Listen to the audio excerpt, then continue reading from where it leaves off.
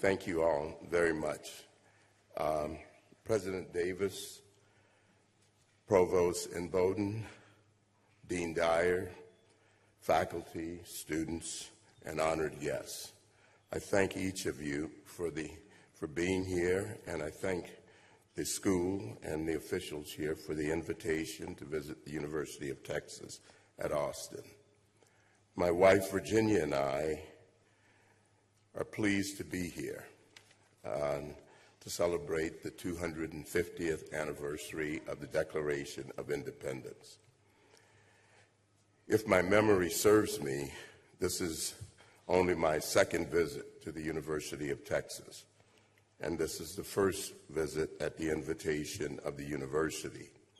But I have hired and worked with a number of outstanding young people associated with this university. My first was now Chief Judge Greg Maggs of the U.S. Court of Appeals for the Armed Services, who was a fairly new faculty member at the law school when I became a member of the court. He took a leave of absence to help me as a law clerk during the second half of my first term. My first UT graduate to serve as a law clerk was Greg Coleman 3 decades ago. Greg went on to become the first solicitor of the state of Texas.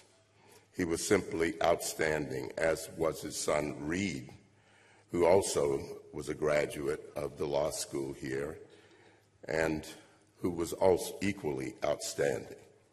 Greg's widow and our very dear friend, Stephanie, is with us today. Stephanie, thank you, and thanks for being such a good friend.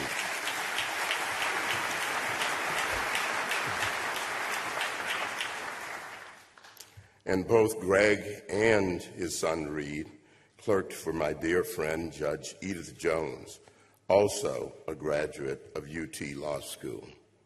I greatly admire Judge Jones. She is one of my heroes, and I admire her as a person and as a jurist, and I'm grateful that she can be here today. A number of my former clerks are also here.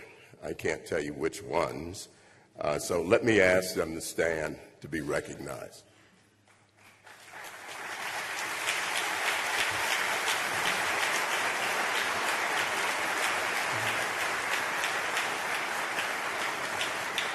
So in my chambers, UT and UT Law School are very well represented. I hope, I'm having a little trouble with this, getting used to the podium, sorry about that.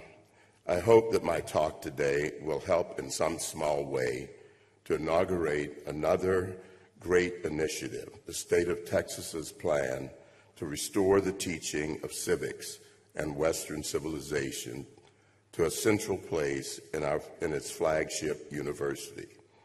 And I am grateful and honored to have been invited by Justin Dyer, the Dean of the new School of Civic Leadership. I'm also grateful for the assistance of my former law clerk, Professor John Yu, who has spent the last 3 decades at Berkeley Law School, but is now joining Justin and his team here at the University of Texas.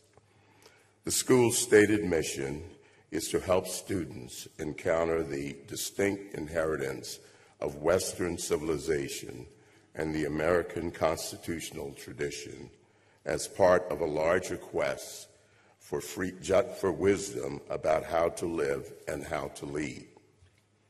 Your plans could not come at a more important moment for our nation when, as we celebrate the 250th anniversary of the Declaration of Independence, the very values announced in it have fallen out of favor. It is my sincere hope that your work to revitalize the teaching and research of Western civilization and the American constitutional tradition will lead the way in the reform of our nation's colleges and universities. And I hope that your example will help to rejuvenate our fellow citizens' commitment to the principles of the Declaration of Independence. I seem to always enjoy my travels to this amazing state. My wife, Virginia, and I have many wonderful friends and acquaintances here. And it is so special to have our dear friends, Harlan and Kathy Croat, join us today. One of the features of the state that stands out in a way that is the way that Texans talk about it. What comes through is a sustained and sustaining affection that they have for their home state. That reverential feeling for and attachment to Texas is to be respected and admired, and if possible, emulated.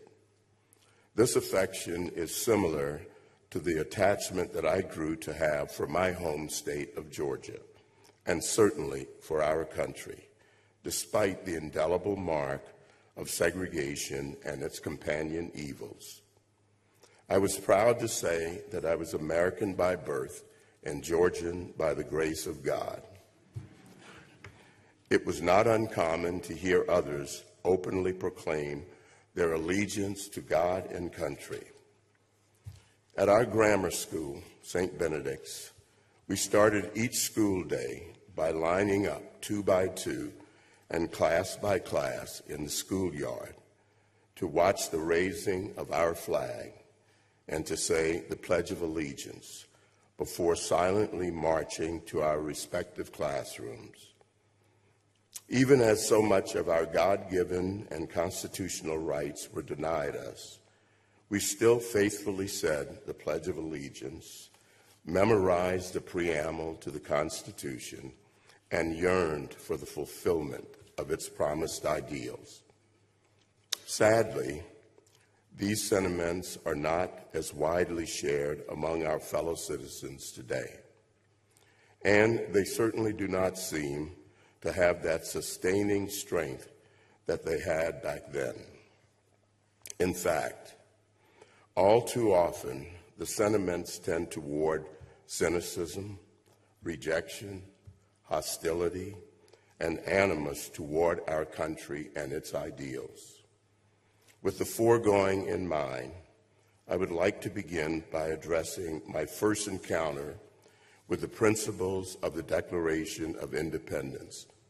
It is perhaps not what you would immediately think.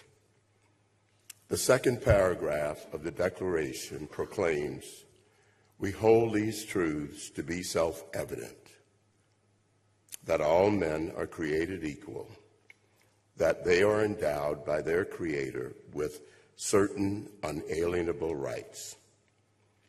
Throughout my youth, these truths were articles of faith that were impervious to bigotry and discrimination. The American Heritage Dictionary of English Language defines self-evident as obviously true and requiring no proof, argument, or explanation. Whether they had a divine source or a worldly one, they were never questioned. They were the Holy Grail, the North Star, the rock, immovable and unquestioned.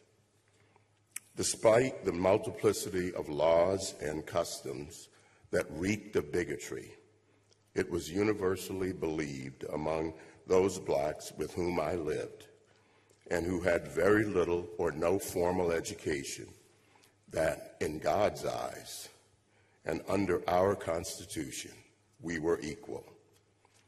This was also the case with my nuns, most of whom were Irish immigrants.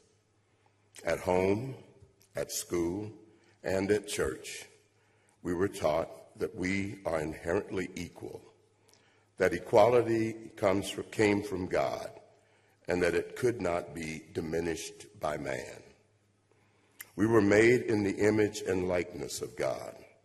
That proposition was not debatable and was beyond the power of man to alter.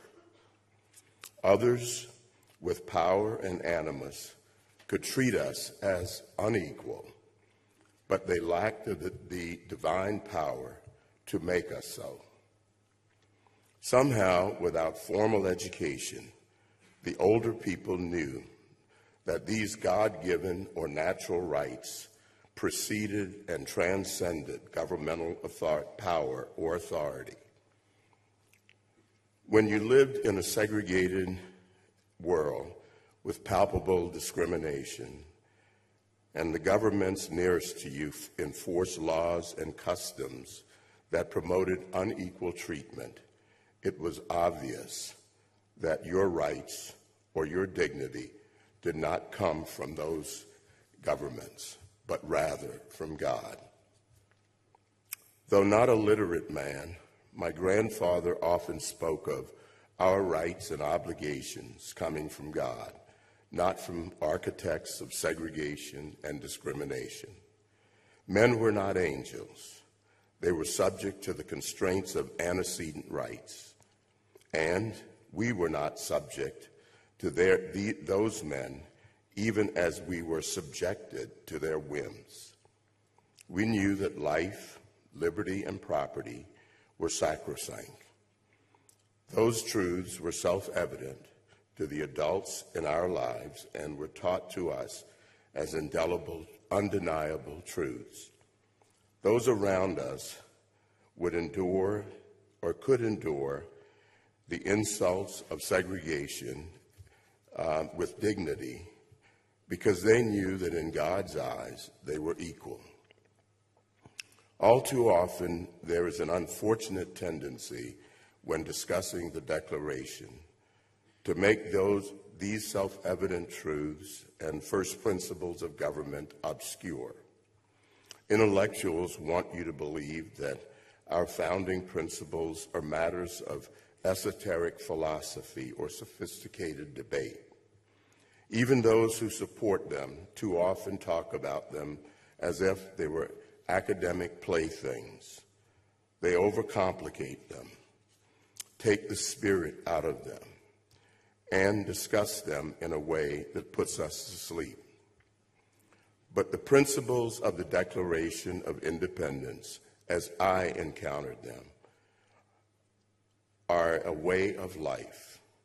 They are not an abstract theory that you only learn in college or law school, but the basic premises of our Constitution and government that you can learn from the people all around you. When Alexis de Tocqueville visited early America from France, he was struck that there was no country in the civilized world where they were less occupied with philosophy than the United States. But there was likewise no country where the principles of the Declaration were more deeply ingrained or more fiercely defended than those same United States.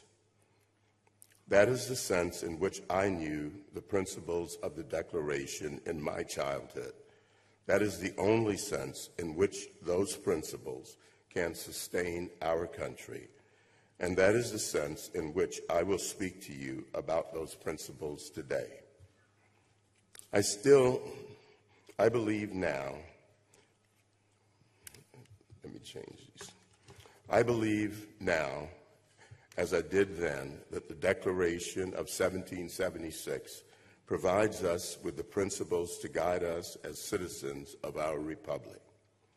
Even in this time of questioning and criticism of our founding, we should not forget that the Declaration established the principles that produced, despite all of our imperfections, our miscues, and our tragic mistakes.